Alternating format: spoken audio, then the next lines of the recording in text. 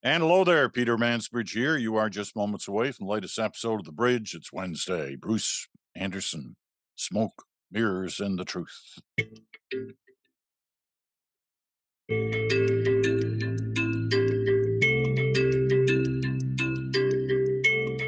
And going to try something a little different today. We're going to try and do a lot of things today and sort of tick off the smoke, the mirrors of the truth on each one of them. We'll start off with the group hug that's going on near Ottawa by the Liberal cabinet. You know, their little bonding session between the Prime Minister and his whatever number it is now of cabinet ministers, gender neutral group. What do they got to come out of this thing with, aside from, handshakes and pretty photographs? What's going to happen? I think the term is gender balanced, by the way, but also they're not nearer to Ottawa. They're in Hamilton, and that's nearer to you. But, I'm going to leave those inaccuracies aside. It's a little bit worrying about the rest of the podcast, but we'll see how we get through it. I think there are three things, Peter, that caught my attention, um, all framed in my mind as part of a government intent on kind of reading the room of Canadian public opinion. We talked about this in the past that Canadians are maybe a little bit less drawn towards a government that speaks to kind of high minded, big picture, long term goals and is a little bit more focused on fixing problems in public services, focusing on kind of gutting it out through this difficult economic period as we transition from the COVID to whatever comes after the COVID kind of economy. And so the three things that caught my attention: one, there's an announcement that the prime minister will get together with the premiers, I think February the 12th or the 13th in Ottawa. Uh, the hope is that they'll be able to agree upon a healthcare funding and accountability arrangement at that time. I think a lot of people have been wondering whether or not it was going to be possible to do that. I think the acknowledgement by the federal government that they are going to do this meeting um, probably sends a signal that uh, enough of the details are worked out that there will be an arrangement, an agreement coming out of that meeting. The details of which obviously we have to see, but it's a good news story, I think, from the standpoint of politicians quite appropriately being concerned that the system is under real strain and that people are coming to harm, as I saw one people say, because of the strains on the system now, to an extent that wouldn't have been really imaginable only a few years ago. So healthcare for one. I think the second thing, maybe it feels like a little bit more of a minor issue, but it bothered a lot of people. It created a lot of friction. The passport backlog. I think the minister responsible for that was able to report to her cabinet colleagues and externally as well that the backlog has been mostly eliminated. Um, I think people are probably going to take a bit of a wait and see attitude towards that announcement to make sure that the functioning of the system is as it was described. But she described a system that had come back to about a 10-day wait time to get a passport if you went to a passport office with all your documentation. And if that's the case, that'll remove an important friction point for the government and the public, and it kind of give a sense that the government can solve a problem of that more mechanical nature. And then the last thing is that the finance minister, Chrystia Freeland, talked about the budget coming up. She talked about the need for fiscal prudence, and she talked about the need to support green energy. Um, it's customary in communications planning around a budget to try to do two things. One is to uh, set some expectations in terms of how much money there will be or won't be, what the general priority set of the government is, but not to reveal any of the kind of details that would take away any news pop when a budget actually happens. So I think Minister Freeland did a pretty good job of signaling, don't expect this to be a big spending budget, but it is going to contain some things that are going to help in this transition from a high carbon economy to a lower carbon one. Um, as I was showing by my reaction to your opening statement before you got into your talking points, you are number one. You're definitely number one, Bruce, and I appreciate that and the way you rattled through those. Um, Here's my question about all of that, because it seems to be everything's set against the backdrop of money, right? And how much they've got and where the economy's heading. They also had I guess their three wise men of the economy come in, economists, to talk to them about the current state, and it's not pretty. And I think everybody kind of knew that, but it was a reawakening of how difficult things not only are now, but could get in the year ahead. And you wonder whether, excuse me, any of these plans that they have for the year ahead are going to be impacted um, by a pretty difficult state of the economy on the horizon. You know, I heard you say talking points, and I don't have talking points, but No, um, I didn't mean that in any negative way. I meant it in you had three things you wanted to get out there. yes, yeah, yeah. I scrawled some notes, and I wanted to make sure I touched on those three things. Uh, in all the years that I've measured public opinion about the economy, maybe the most important thing I learned along the way was that you can't convince people that the economy is worse than it feels like for them. And you can't convince people with rhetoric that the economy is better than it feels like for them. And every day, you and I will see stories that say the economy's in trouble, or it's headed for trouble, or it's experiencing a lot of trouble. And what I see in the numbers that I look at, um, food prices are a pain point for about 40% of the public. They're noticing the increase in food prices, and it's causing um, them to make difficult choices. Now, it is not in any way to minimize the importance of that. For me to also observe that that means 60% don't see it that way. They're not experiencing that kind of frustration about that aspect of the economy. The second thing is employment levels are really very high in the country. And normally, when we have stories that describe a politically challenging scenario for an incumbent government because the economy's in trouble, there's high unemployment or rising unemployment, or a lot of people who are unemployed who haven't been able to find a job for a long period of time. And we don't see those kind of characteristics in this economy. What we do see is a pretty vigorous discussion about whether there will be a recession, and if there is a recession, whether it will be a shallow, soft recession or a deeper, longer term recession. But that's still really about something in the future. And I think that from a political standpoint, the government, if we ask the question, which party would you trust more for economic management? The conservatives are ahead by 25 points. But that's not the same as saying people want to switch governments now because they're so freaked out about the economy, if you follow my point. I don't think that's where we are. I do think it's important that the government of the day be seen to be doing the sensible things, the smart things for the economy, both to manage the short term effects and to build an economy for the long term. But there isn't a ballot imminently, and it isn't really the ballot question now. Food prices is more likely to be something that will matter to people, but only if they would think that electing Pierre Poilievre or Jagmeet Singh would actually materially bring down food prices, and I don't think that's clear.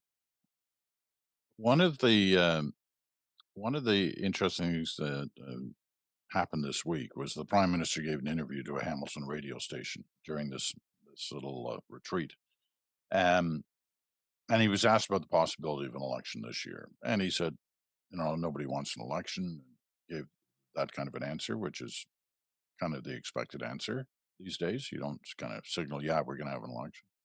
Um, but he went on a little further in terms of his relationship between his party and the NDP, and said that things are going really well in terms of how that partnership is working out. Now, that's not quite the same way that Jagmeet Singh sees it. Says he wants more delivery on some of the things that he's pushed for. Um, Prime Minister suggesting, you know, we're heading down the track of getting those things.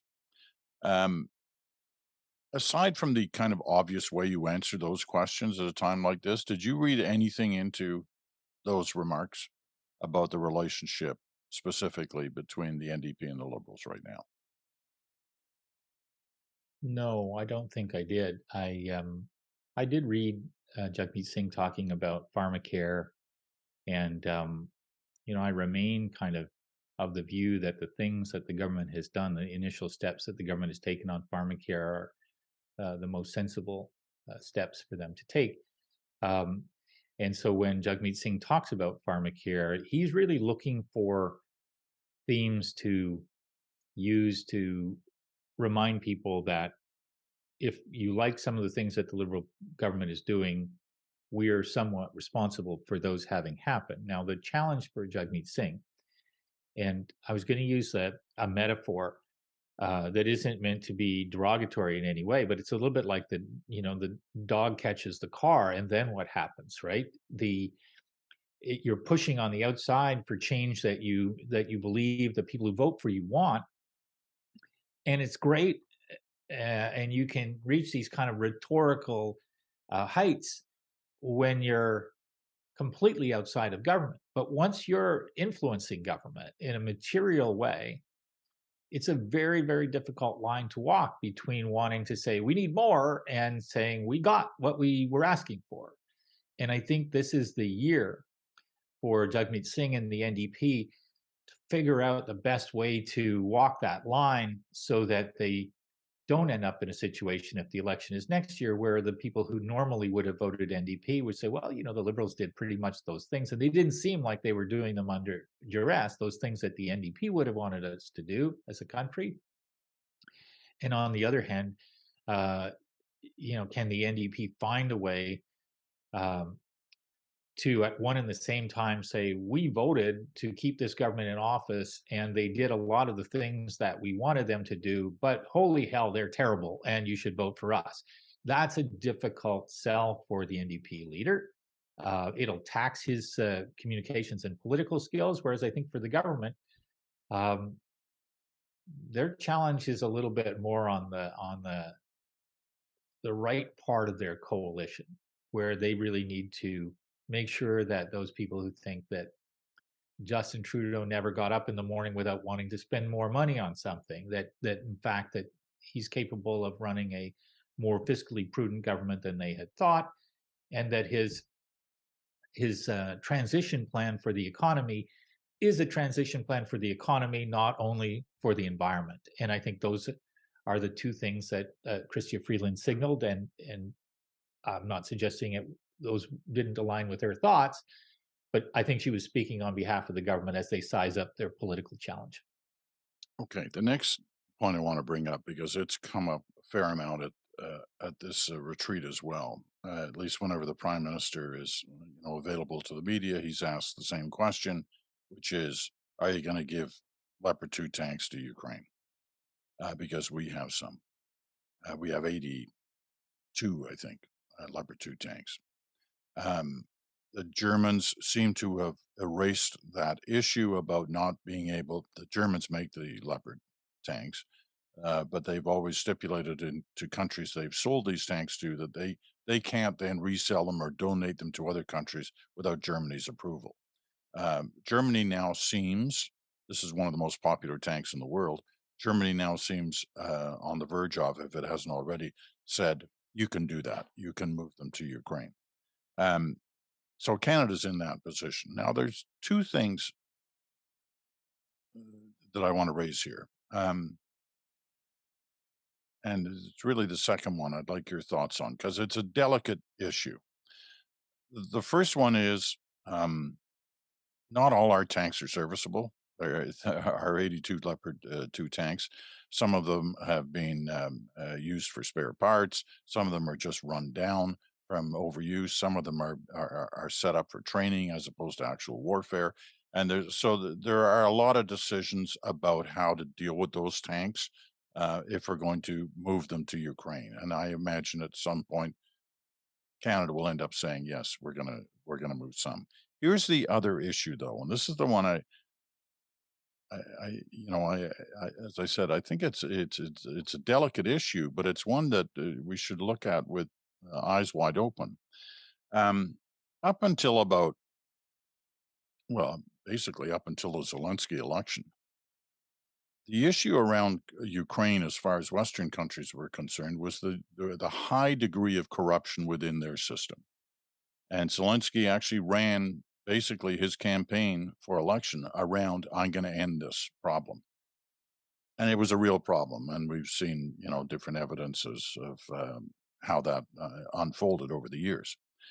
However, yesterday, in the middle of what has been a huge push from Western allied countries for equipment and money, hundreds of millions, billions of dollars have been flooding into Ukraine to help them in their fight against a country that invaded them. But in the middle of all this week, especially around yesterday, Zelensky accepts the resignations of a number, about a half a dozen key officials in his government, including I think it was his deputy chief of staff. The guy was heading his press communications operation, but deputy ministers in certain departments, assistant deputy ministers, a pretty wide ranging group of people. For what reason? Corruption. Now, they're not saying what exactly happened, whether it was money or what have you, or influence of some kind. But nevertheless, it raises the specter of issues, historic issues that have plagued the Ukrainian government over time and its relationship with Western countries around the issue of corruption. Now, it's basically been hidden by the tank question in these last couple of days, but it does sit there. And you kind of wonder how other governments, including the Canadian government, look at this. I'm not an expert on this issue, and I don't imagine you are either, Bruce. But nevertheless, it's there, and whether enough questions are being asked about it and concerns raised about it, I'm not sure. Your thoughts? Well, on the tanks question, I think that whether Canada is in a position logistically or mechanically to send tanks is probably going to be what decides whether we participate in a broad effort to provide tanks to Ukraine. Um, if we find ourselves in a situation where the answer to that is no, I think the question only matters on some level to a relatively small number of people who say, well, we must do everything that anybody else does, as opposed to, well, we should do what we are equipped to do and makes sense for us. And I don't think reasonable people at this point could say that the federal government has shown an unwillingness to help Ukraine with military support. So set the tanks issue aside. Uh, I would be completely shocked, and I don't have any knowledge of this, but I would be very shocked if the federal government, as well as other governments that are involved in providing military support to Ukraine, aren't pretty well informed about whatever it is that um, has resulted in these resignations, and will have already established some requirement for transparency and good governance as relates to aid going forward. Maybe already had been in place, but there's, unquestionably, from my standpoint, our government and other governments probably wouldn't have been completely surprised by what transpired with these resignations, even if um, they didn't see happening what happened to cause them. I think good governance is something that all governments that are supporting Ukraine will expect, and maybe it's a good sign. I don't want to go farther than my knowledge would ever allow, but maybe it's a good sign that Mr. Zelensky did take those actions, and we'll wait to see more. Yeah, I don't think there's any doubt that Zelensky um, did what he had to do. Whether he got to that point because he received a kind of gentle nudge from Western countries or not, I don't know. But I take your point. That's entirely possible. It's also not overly surprising that in a situation where so much money is pouring into that country to help, that there aren't going to be some people who try to take advantage of it. We've witnessed that in other situations, at other times in other countries around the world. But it was a disturbing moment, I think, for for some people who've been 110% in Ukraine's corner and remain so. Um, but disturbing in the sense that this is not something they wanted to see happen. They Yeah, thought this was a part of Ukraine's history, not its present.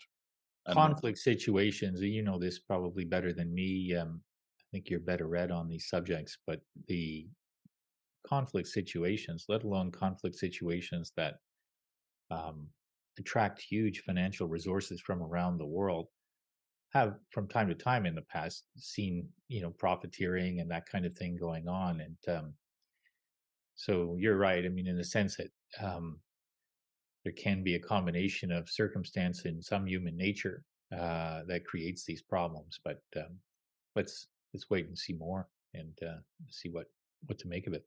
yeah, I mean, there are examples, recent ones. The Karzai government in Afghanistan. There are all kinds of issues surrounding um, the funds that poured into that country from the various coalition countries after 9/11, and there are still some who are not happy with that guy, or the government he had, and the money that they feel was put to poor use. I interviewed Karzai 3 times, and the difference in those 3 occasions, the first was immediately after he formed a government after the ouster of the Taliban in the early 2000s.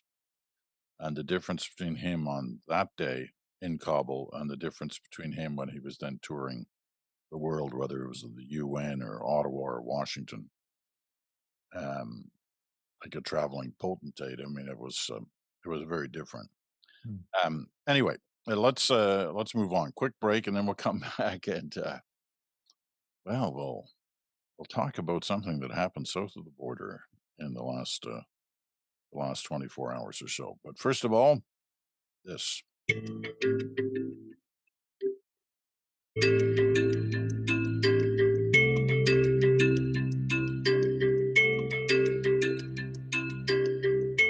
And welcome back. You're listening to Smoke, Mirrors, and the Truth on the Wednesday edition of The Bridge.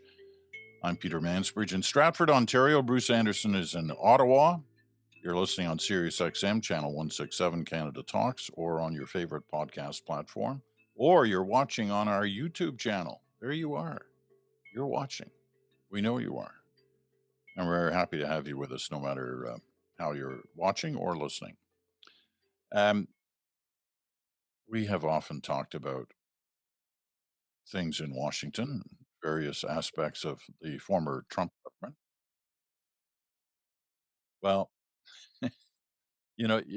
you couldn't write a book on this. Like if you were doing a fictional book about various administrations in the United States and the transfer of power and how, one guy as president kept a lot, dozens and hundreds of documents of classified nature. And it was a huge scandal, blew up when it was realized that he had them, and the FBI had to basically raid his house. And then suddenly the current president says, "Hey, actually, I've got some stuff in my house too that I shouldn't have." And you go, "Wow, that kind of balances it all off." This was like not just a one off, it was a two off. Well, now it's a three off because everybody's favorite former vice president, Mike Pence, now says, "Well, actually, we found half a dozen or so classified documents in my house." So I don't know what cancels what off, how this is going to end, whether this continuing um, examples of how high officials have taken stuff home they weren't supposed to take home, with more and more evidence that that's happened at the highest levels, does it kind of cancel off the impact of the first one? I don't know. Yeah, Bruce? I think it probably does. I don't think it should, but I think it does. think a couple of things about this. One is that probably all of the former living presidents, possible exception of Jimmy Carter, are rummaging through their their cupboards and desks and storage units, or having someone do that on their behalf to ascertain not whether they have documents. They probably all do. I mean, I don't mean to impugn them, but it doesn't feel to me like um, we should be as shocked that the odd document ended up staying with an individual when they had left an office. I understand that there are rules and procedures in place to prevent that from happening, and that there should be. But um, I'm not really shocked that these documents exist. I do think that one of these things is not like the others, and the one that's not like the others is the one about the guy who said, "I don't have any. Don't come looking for them. And if I do have any, I'm not giving them back." And then the FBI came and looked for them and found lots. And he was like, he had nothing to say except eventually, oh, there were cameras on them all the time. But he can't explain the fact that there was a year long almost conversation about whether or not he had the right to keep them. He maintained, I think, that they were his property. Um, they're not his property. The others were like, "Here, we got some documents. Sorry about that. Come and take them away. Come look for more if you want." I don't know exactly how the Pence thing worked, but you didn't hear anything from others that sounded like resistance to giving these documents back or having, people kind of rummage around and look for them. So I do think in the way that American politics works, the fact that others had documents means that Donald Trump will pay no particular price for what he might have been trying to do with those documents. Um, but I do think it's quite different. What do you think? Well, I do. I agree with you. It's different. Everything about the way he handled the stuff that was found at his hotel um, was different than what's happened in the other cases, and his resistance or outright obstruction to allowing anybody in to try and deal with them or take them away.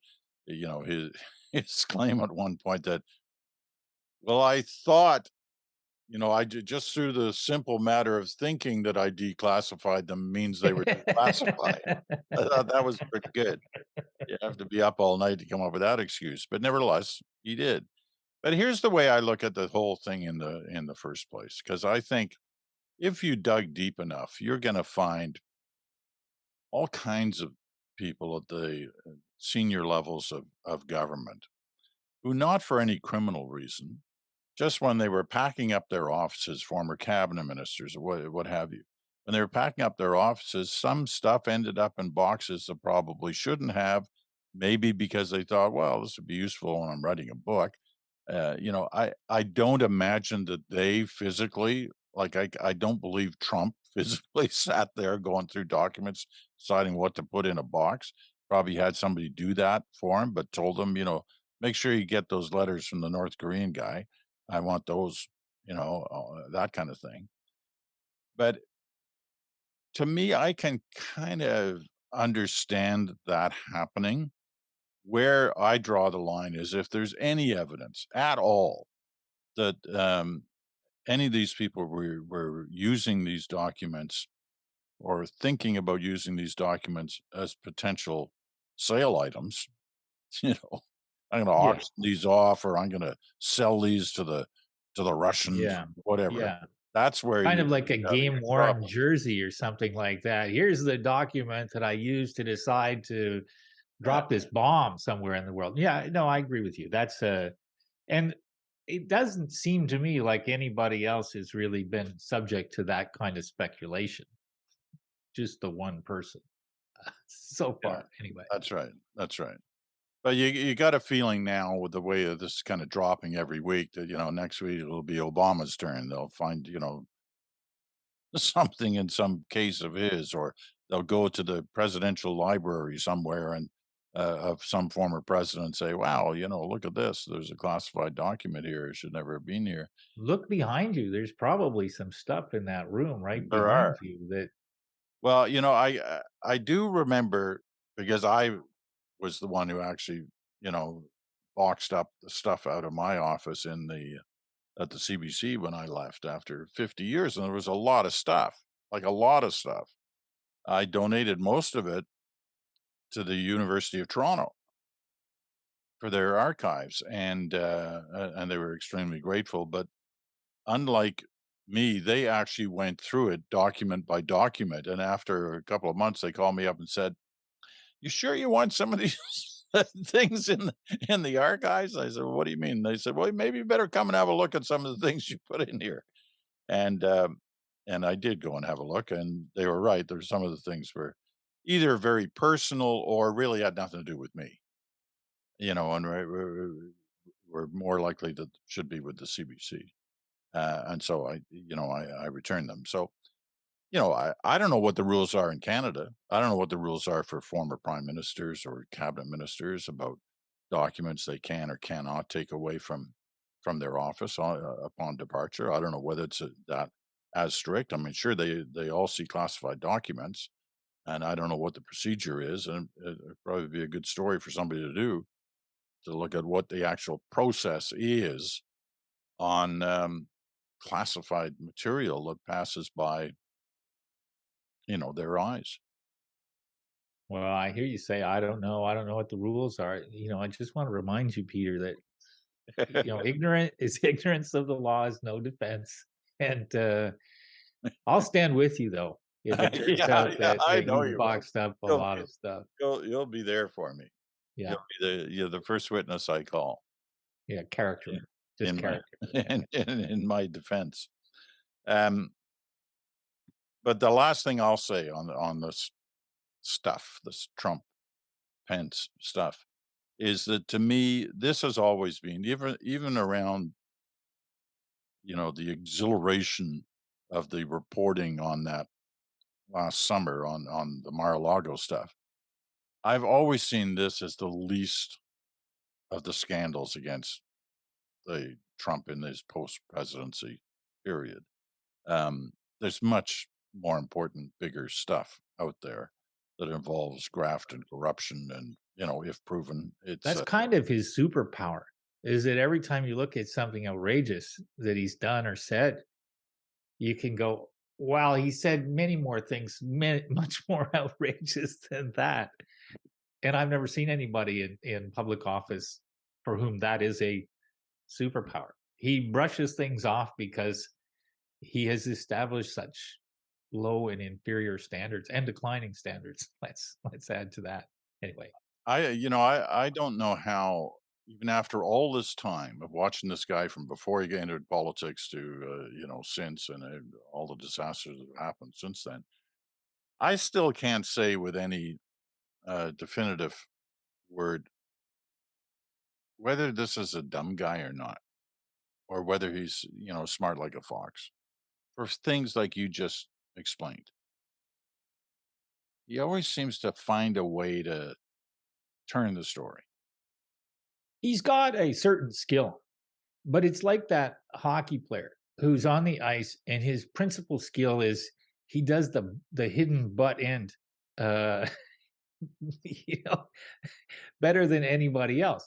Can't skate with everybody else, can't fashion a play, can't shoot, all of that kind of stuff. He has so few skills that would commend him to that office, but he has at least one or two that are so unique to him relative to other people who've been president.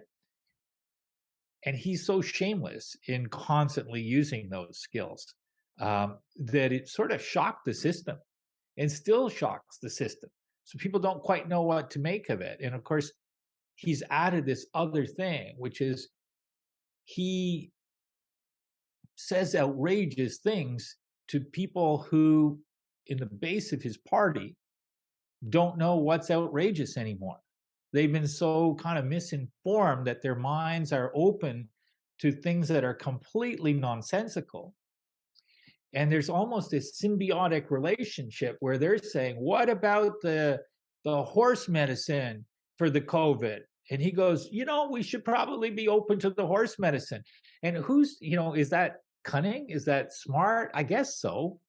But um, it's unlike any other criteria that we would ever have used to evaluate somebody holding that office. And so I think everybody who cares about good governance is still wondering if this is the new normal, or if we're going to get back to something that feels more normal. And I worry that it is the new normal, that there's a whole lot of people for whom they're only going to be attracted to you if you're willing to say things that don't really kind of fit any fact based narrative.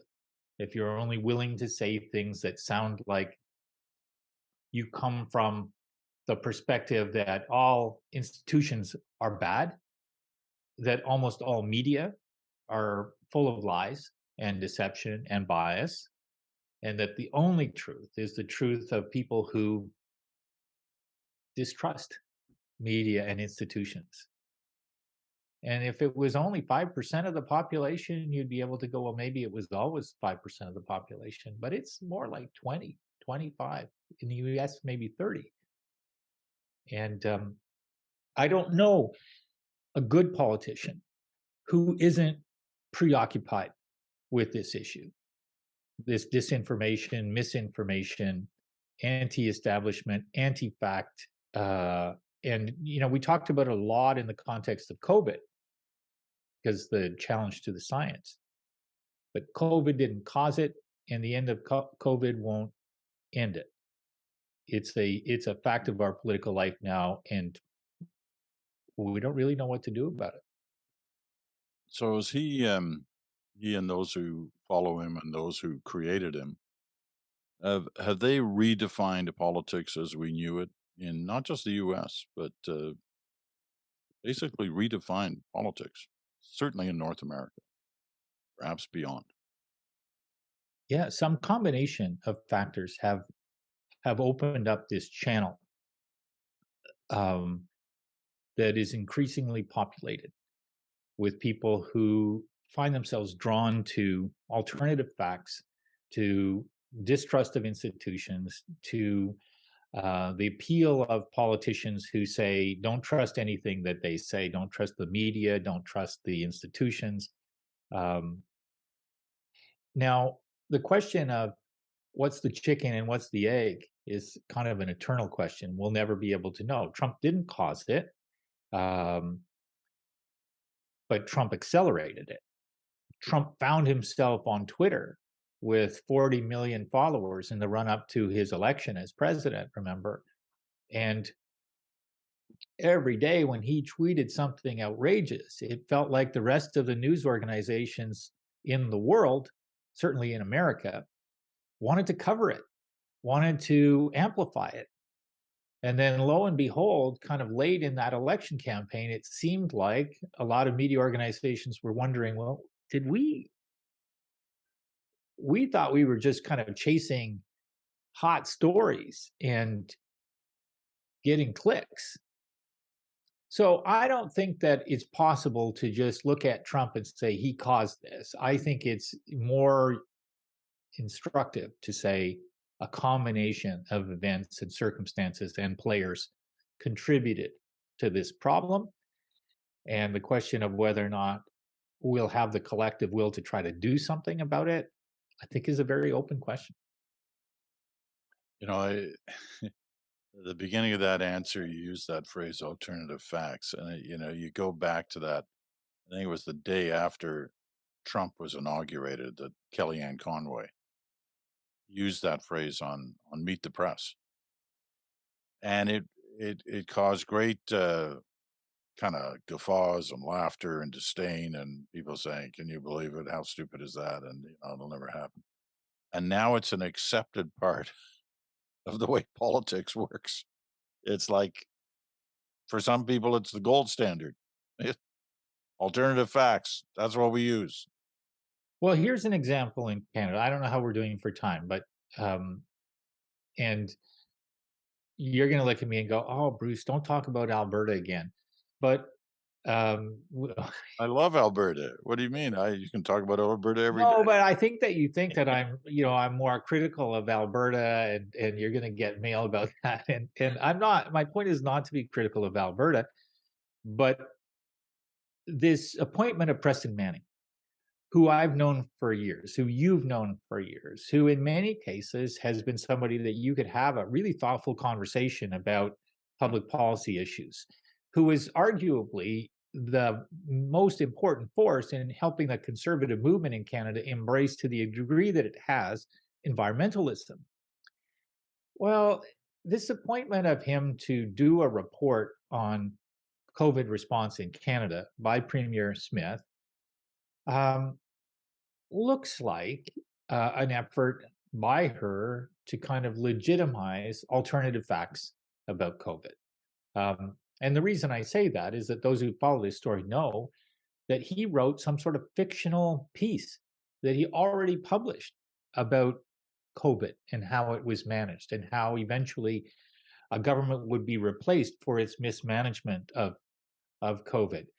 And it's a good example of people who've had some credibility in the public sphere kind of embracing the marketplace for alternative facts. I don't know whether he really believes all of those things that he put in what he acknowledges, I guess, is a fictional account, um, including the idea that maybe other alternative drug therapies should have been evaluated more carefully, which usually is code for the horse medicine. Um, but, has it become accepted to some degree? It has. Should it be challenged? 100% it should be challenged, whether it happens in Alberta or Ontario or anywhere else. All right. Well, that discussion went a lot further than I thought it was going to go to. But it was a good discussion to have. It was. And you can bet your bottom dollar that we will get mail. We got mail. We got It's mail. just Remember that opinion. whole who was that? America Online? Remember when that was the thing? You got You mail. got mail. You got mail. AOL. I think that's right. You're dating yourself again. Yeah, no kidding. All right. We're gonna leave it at that. Bruce will be back on Friday, of course, with Chantel for good talk. Tomorrow it's your turn. So get those cards and letters coming in to get them in today. The Mansbridge Podcast at gmail.com, the Mansbridge Podcast at gmail.com. And Thursdays as well, the Random Ranter. See what he's going to charge on this day. Thanks, Bruce. Talk to you soon. You bet, Peter. Take care. We'll talk to you as well. Thanks for listening. Talk in 24 hours.